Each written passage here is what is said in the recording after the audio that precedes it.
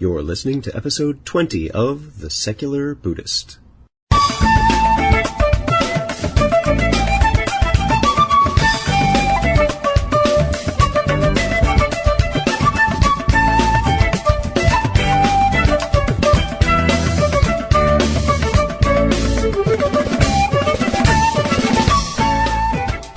Welcome to The Secular Buddhist. I'm Ted Meissner. The Secular Buddhist is the podcast and website for modern, secular application of early Buddhist thought. The podcast has interviews and roundtable discussions pertaining to engaged Buddhist training and practice, and the companion website has show notes for each episode, along with resource materials on Buddhism, critical thinking, science, secularism, and skeptical thought. Though the podcast focuses on core practice from a secular viewpoint, more traditional teachings are welcome and openly discussed. Today we'll be doing part 2 of our interview with Sean Faircloth of the Secular Coalition for America. Do you see that we're in, or are you thinking that we're in another kind of a resurgence of an Enlightenment kind of era, or are we, with the Palin side of the equation, struggling out of a dark ages? I won't sugarcoat it for you. I don't know how this next election will turn out, much less how history will turn out. And maybe with a tip of a hat to the Buddhist way of viewing things, in some ways it's not my place to think that I have the ability to predict. But what I do know is that there is a path, in my view, to a more enlightened world, and it's our job to go out and try to serve that path. And I hope we'll be successful. I'm optimistic that we'll be successful. But, for instance, in this immediate election upcoming, do I have concerns about where things are headed in that election and, whether the forces of religious right extremism might, in the short term, prevail? I have concerns, but that only motivates me even further. You mentioned, I want to just roll back to it for a second because I think it's very important about the Texas textbook issue. For your listeners who may not be aware, Texas has an outsized influence. And it's interesting because take California and New York, very large states, they do not have the same statewide purchasing policy for textbooks that they have in Texas. So by virtue of that, Texas has this unusual role where they can influence other states. Now, of course, in my view, we care about what happens to the child in Waco. So even if it was only Texas, we would want the child in Waco. We'd still care. Yep. Yeah, it would be very important. But it's just a reality that it is even beyond the borders of Texas. And for instance, they removed from the Texas textbook the origin time of the universe. A consensus among scientists, the universe originated billions of years ago. Not 6,000 years. That's newsflash there. But that's it. They yanked it from the textbook. I mean, many people have heard about, finally, after long battles, they did put Jefferson's name back in, but they had to be dragged kicking and screaming to put Jefferson's name back in a list of leaders that change governments. But it's throughout the book and pervasive, these problems. And on a national level, which is what we at Secular Coalition for America do, it's an interesting point to note that with the No Child Left Behind Act, what were the subjects that are tested, as many of your teacher listeners would know? Well, they did math and they did language arts. But did they do science? No. Did they do history? No. Now, we at Secular Coalition for America, we don't lobby to say there should or should not be education standards on a national basis. But what we do lobby to say is, if you're going to have standards, you can't say, well, let's ignore history because there's that Jefferson guy. Let's ignore science because there's that whole Darwin situation. We find it distasteful to our dogmatic view of the world, therefore it is excluded. Right. So that's where we come down at Secular Coalition. In some ways, we can take a somewhat libertarian view. There might be some very liberal folks who are supporters of ours who might say, we want this or that regulation, and they're welcome in our group. And we have very libertarian people who would say, we don't want any regulation. But all we say at Secular Coalition for America is, if you're going to have these, you don't give special privileges to religion in the basis of law. That whatever the law is, it applies equally. No special privileges for religion. You had mentioned earlier about having a care for that child in Waco as one child or many children, and that is a theme that came up in your talk about children these issues aren't just a national level and it's somewhat reserved from us. It's a very human issue. Let's listen for a moment to your talk on someone named Amia White. Would it be moral of a god or of anybody to suggest that someone kill their child?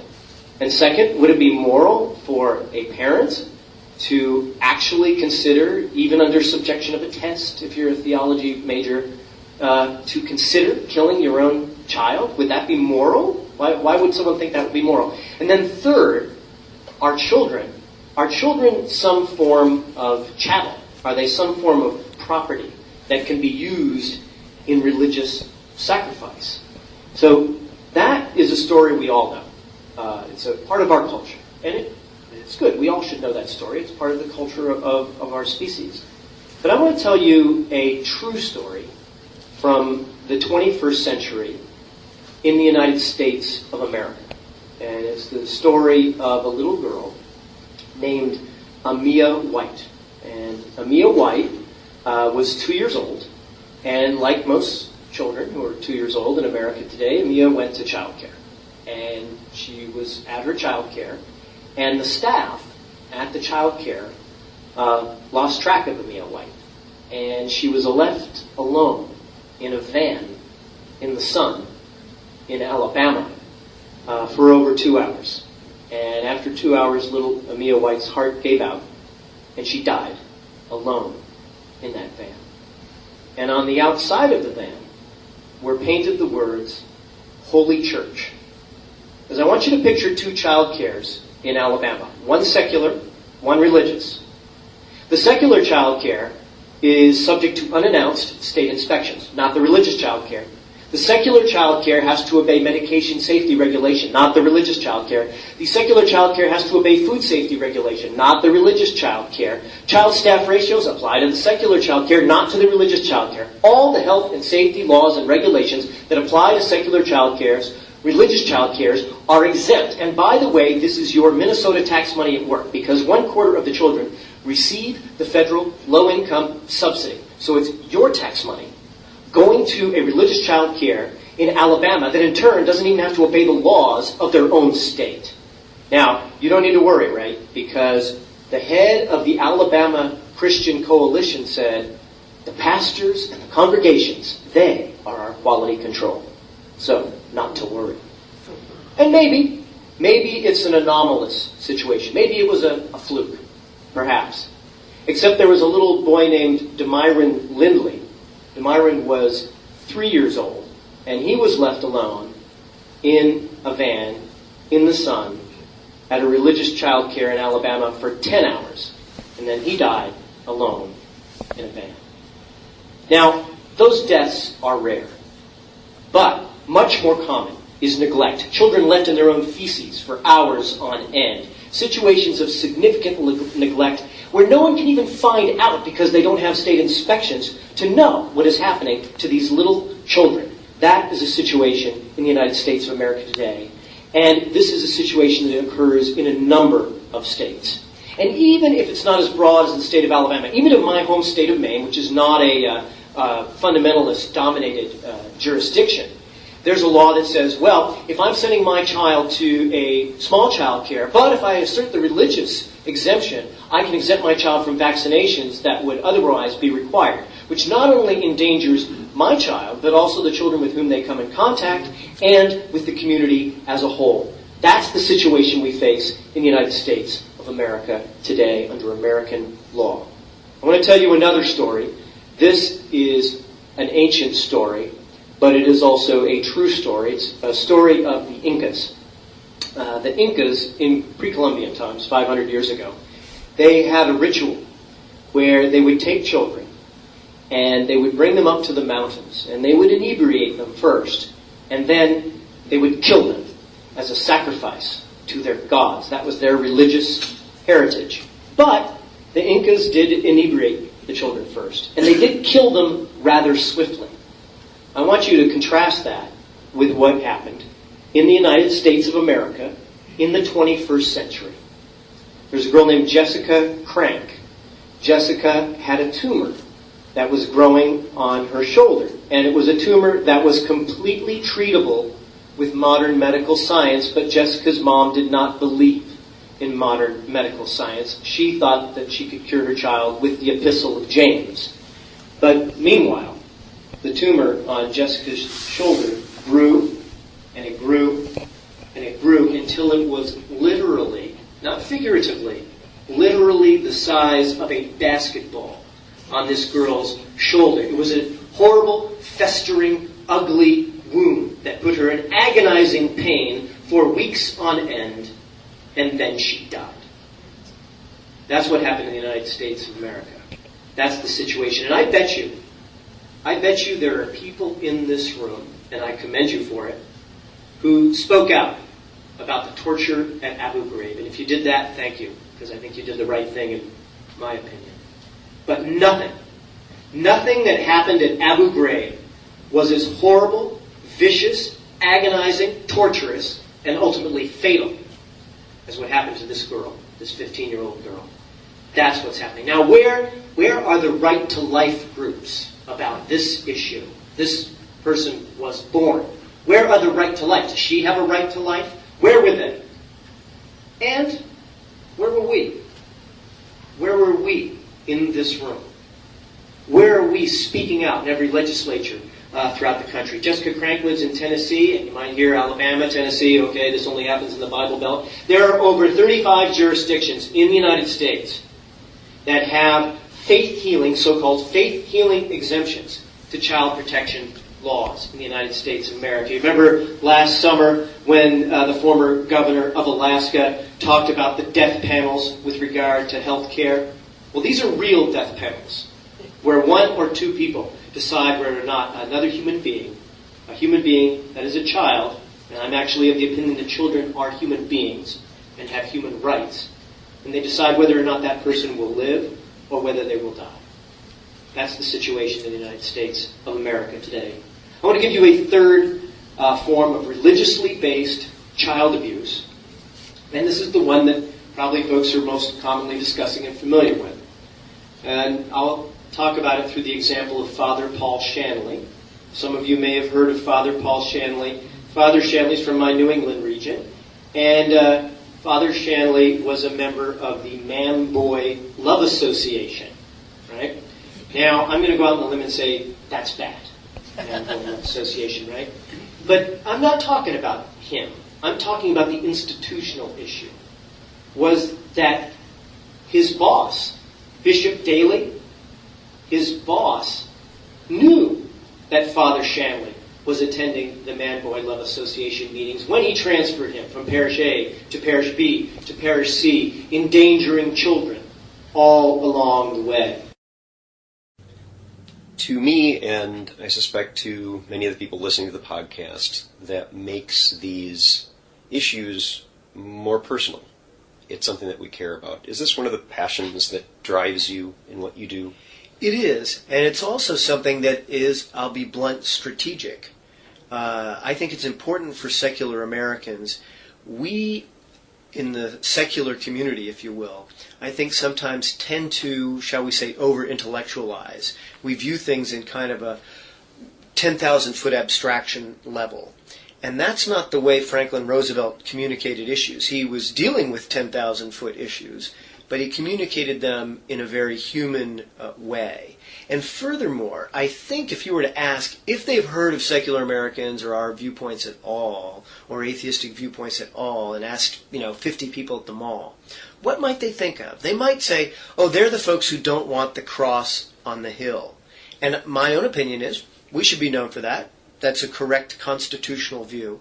But we should also be known for speaking out for Amia White. We should be known for that. We should be known absolutely for saying the National Day of Prayer is inappropriate. That's not what we should be doing as a government. If you want to pray, go to your house, as President Kennedy said. You're welcome to do so. Go do so. But that we should also be known for speaking out about these injustices that harm people, like denying a woman. There's a true story. A woman who was raped And she went to go get medication that was properly prescribed, morning after medication, properly prescribed by a physician. And some fundamentalist pharmacist said, "Oh no, I'm not going to fill your prescription." And the woman ended up being delayed such that she was not able to receive the medication at the optimum time for taking it.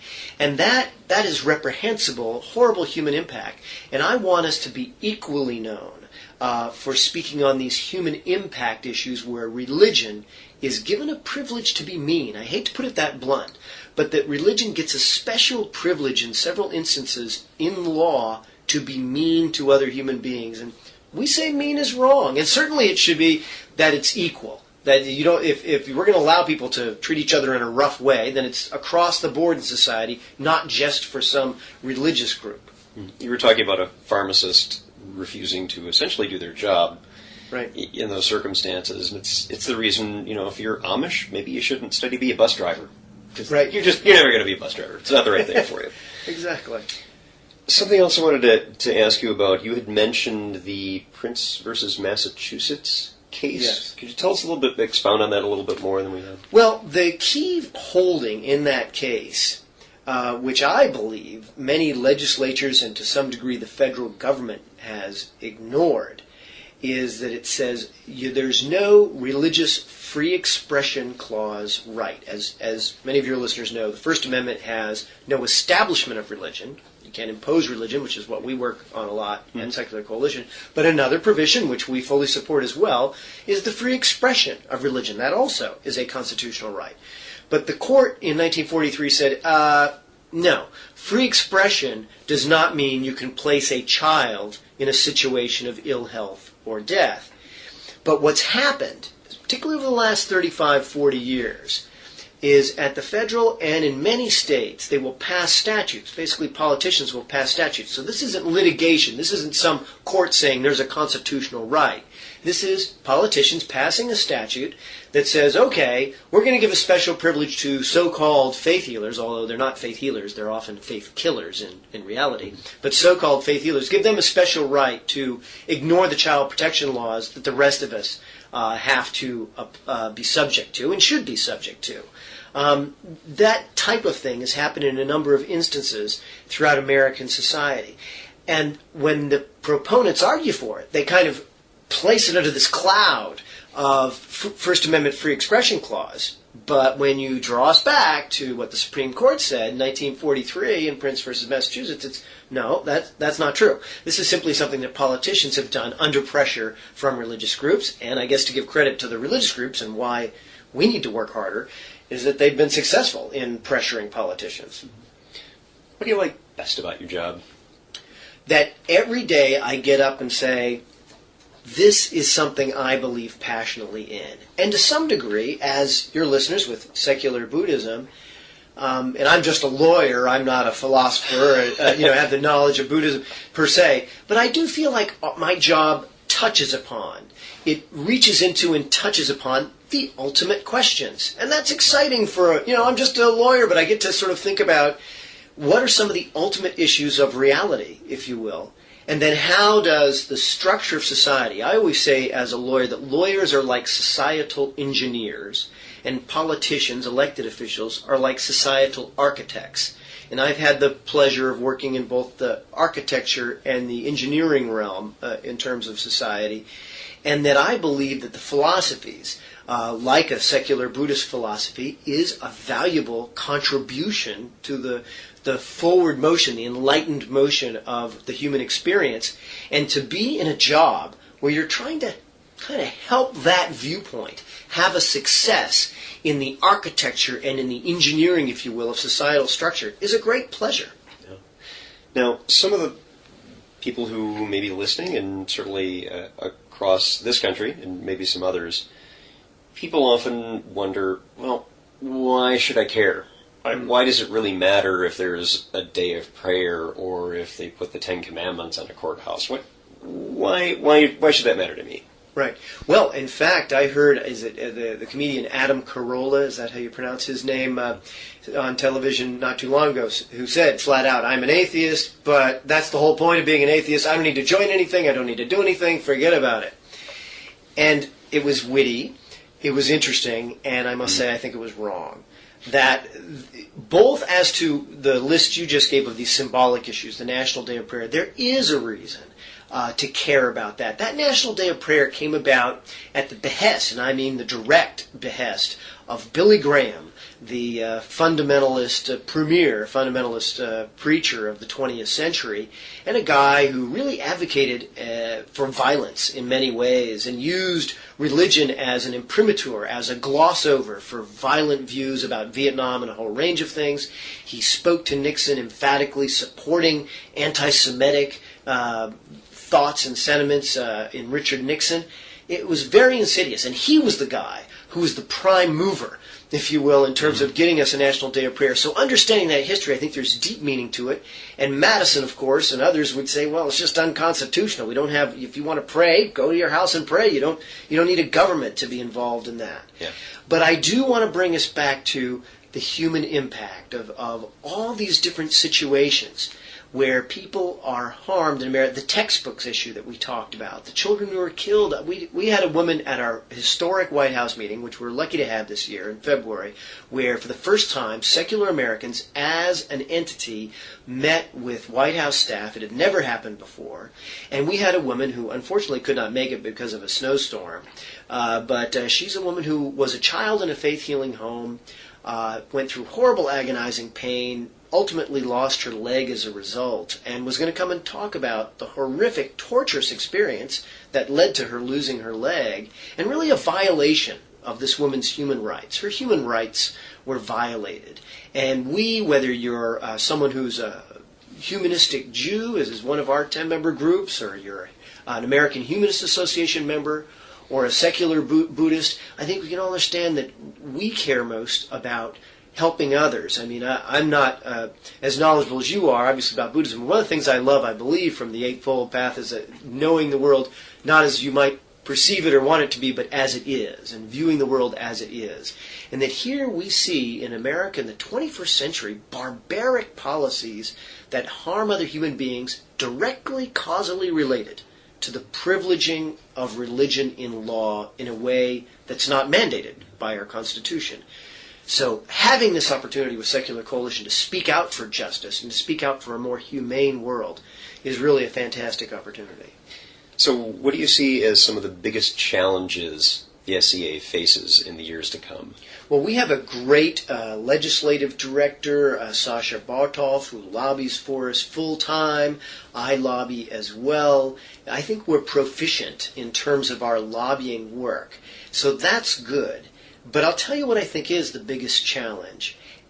It's the need for a critical mass in our movement. We have great organizations, 10 fantastic organizations. I hope your listeners will join all 10 and make secular Buddhism a continuing and growing entity.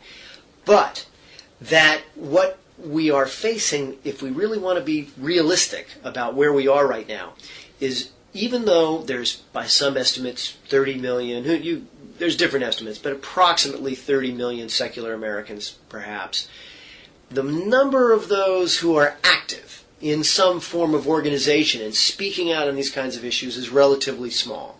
And so when you look at politicians, we know this instinctively, but what do politicians look for? They look for money, and they look for numbers of people. So two kinds of numbers of dollars and numbers of people. And we have not done enough, certainly not in comparison to the religious extremists on the right, to speaking out for our secular worldview. Even though we have such an important mission, I feel like we are embodying the mission of Madison and Jefferson, these great founders, and we need to be the voices for that. And I'm hoping that your listeners say, yeah, it's not just about sitting on the couch and believing something is true. We have to get up off that couch and say, I'm going to help. I'm going to sign up for action alerts at our website and at www.secular.org. Get there, get involved, and then go beyond that and say, I'm going to go and join an organization, join my local organization, and I'm going to say, I'm going to go talk to my member of Congress. I'm going to talk to someone in my state legislature. Make a difference. When you were in the legislature, how many people, count on one hand, two hands, however many hands you need, how many people came to you with secular issues? 0. I mean, there were people who might have come and silently had that in their mind, but no one said, listen, I'm a secular American, or I'm a humanist, or I'm an atheist, or I'm a secular Buddhist. No one did that in 10 years, and the religious right was always there. And this is in Maine, by the way. This is not Alabama or Mississippi. But yet the presence was clear, and it was strong. And did it always, prevail in Maine? No. But they were out there swinging. And our team, if you will, has, I think, a very enlightened worldview to present, but we're not presenting it. So that's what Secular Coalition for America is about, and that is definitely our big challenge. And I'm very excited. I've only had this job a year, that just in this last year I feel like there's a growing sense of excitement that we can build a national organization. And we have a 10-year plan. I presented it to our board in January. They approved it. And we are in execution. A 10-year plan to really modestly take over America, bring secular values back to where they belong in American society. And nothing could be more exciting to me.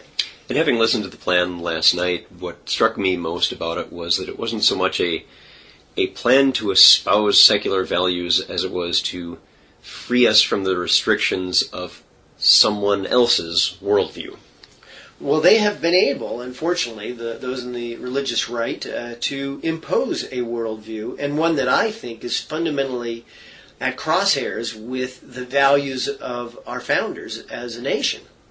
And obviously, when someone has a big microphone, like Mr. Beck, and can say false statements night after night on television, we have a big job ahead of us.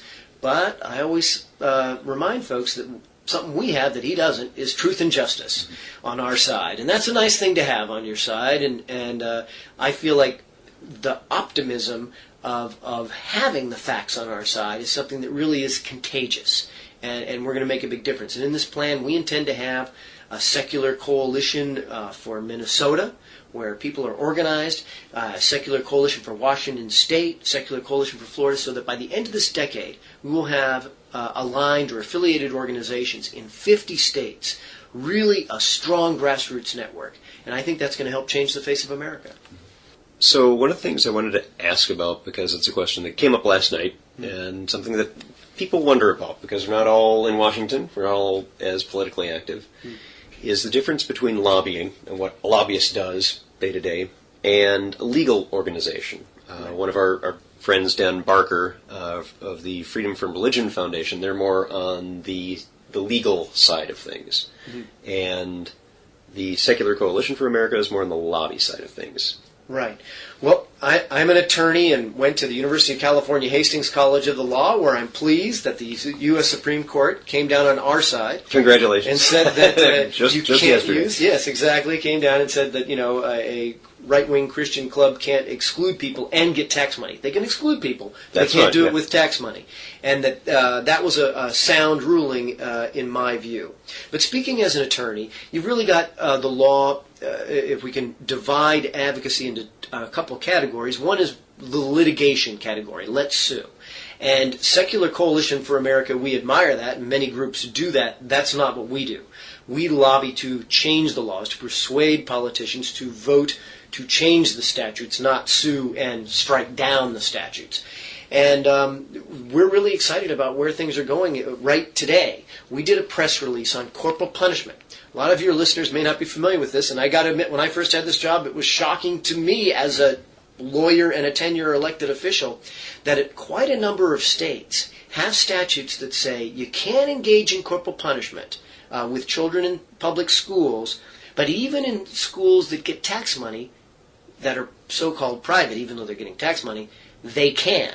And a number of states allow for that. And essentially what we're talking about here is religious schools. That God said it's okay to engage in corporal punishment with children, therefore the statute says they can.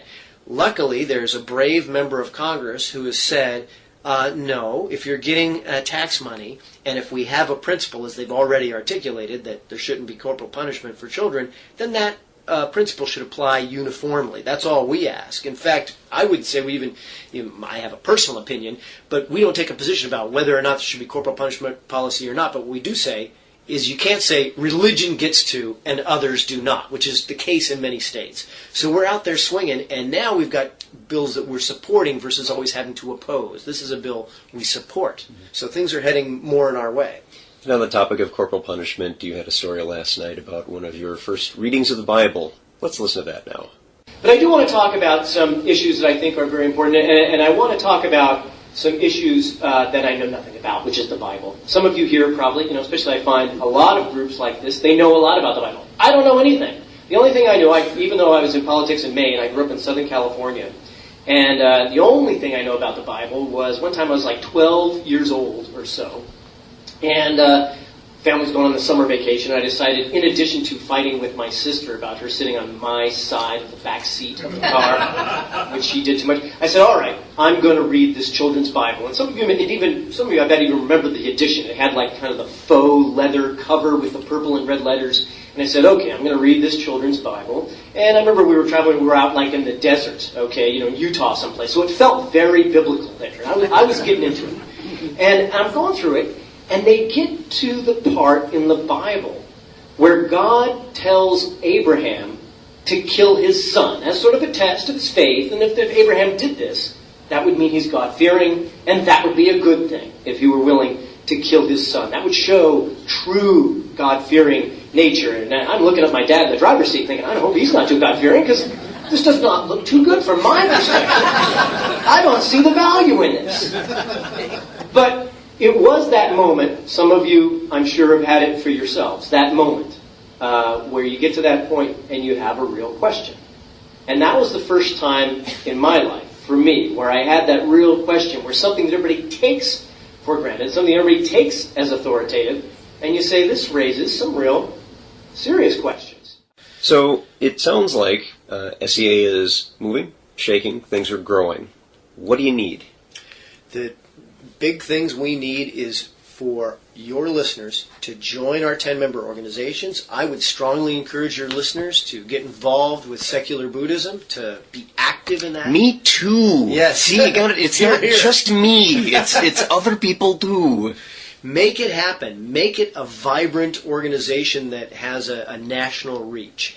Join, if you go to our website and look, we have a list of our 10-member organizations. Join one or two or all 10 of them. Get involved in all of those.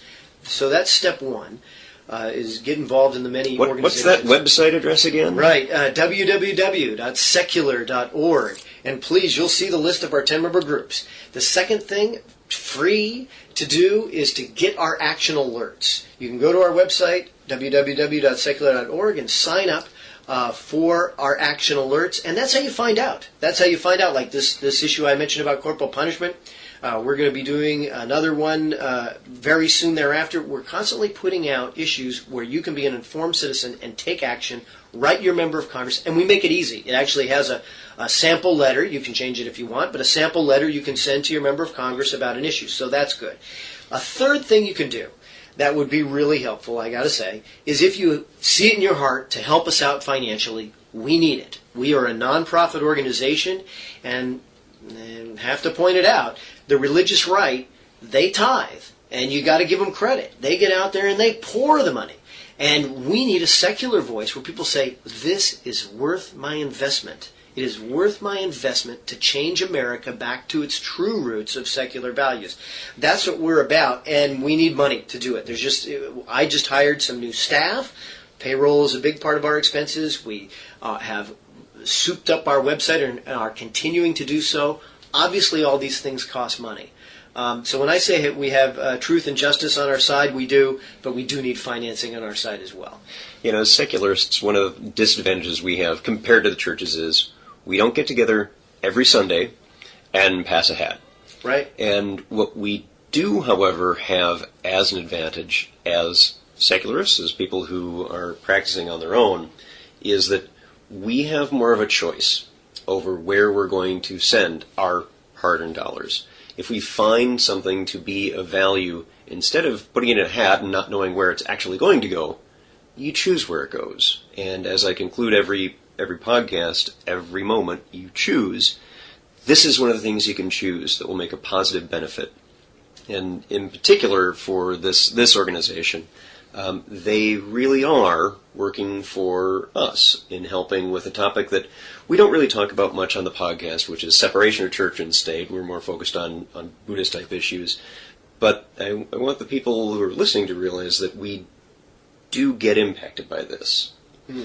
Sean, any closing comments or thoughts? Well, I agree with you about how people with a secular Buddhist philosophy are affected by the separation of church and state. They are affected if non-theistic Americans are not accepted as full members of our society. And that, again, addressing in a humble way some of the philosophy of Buddhism, that ultimately it comes down to, are you interacting in a positive way with your world? And here is a real opportunity to do that. That's what Secular Coalition for America does, is we try to work toward a more gentle world. If you listen to all the examples we've talked about during our discussion here, in each case, we secularists, we fall on the side of the more gentle path. And I think that's very consistent with the secular Buddhist worldview. And it's remarkable and striking to me that when you get down to policy issues, you'll hear the rhetoric from the extreme religious right about Jesus and so forth, but when I look at the policies, very harsh statutory policies, and we're there for the gentle viewpoint. And I think secular Buddhists would be all for that. Indeed. Sean, thank you very much for being here. I appreciate your time. Thank you.